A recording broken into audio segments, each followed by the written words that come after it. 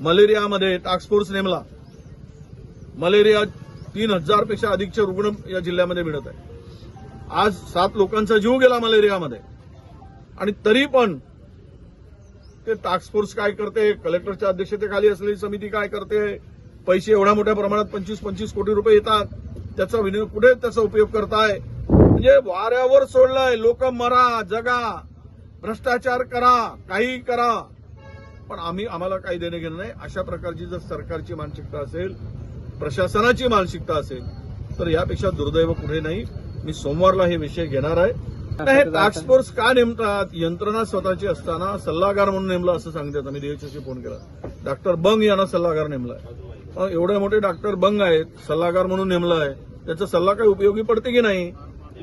मच्छर वाढत आहेत, म्हणजे सल्ला कमी पडताय की जास्त पडताय मच्छर वाढण्यामध्ये? मला काही कळत नाही की आपण एवढी यंत्रणा मजबूत करायला पाहिजे या जिल्ह्यामध्ये.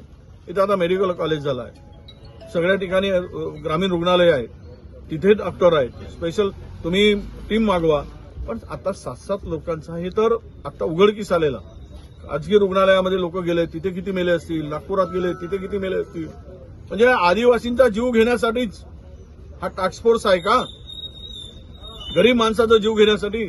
साध्या मलेरियावर जर कंट्रोल होऊ शकत नसेल तर मग आपण या जिल्ह्यातील आरोग्य यंत्रणा ही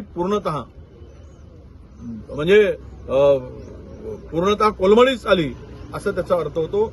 आणि गंभीर प्रशासन नाही, कलेक्टर नाही, सीओ नाही, यांना काही देणं घेणं नाही. यांना फक्त देणं घेणं 2च गोष्टीची आहे. तिथला जास्तीत जास्त माल बाहेर कसा पाडवता येईल आणि पैसे कमवता येईल, एवढाच त्याचा उद्देश दिसतोय. एबीपी माझा, उघडा डोळे बघा नीट.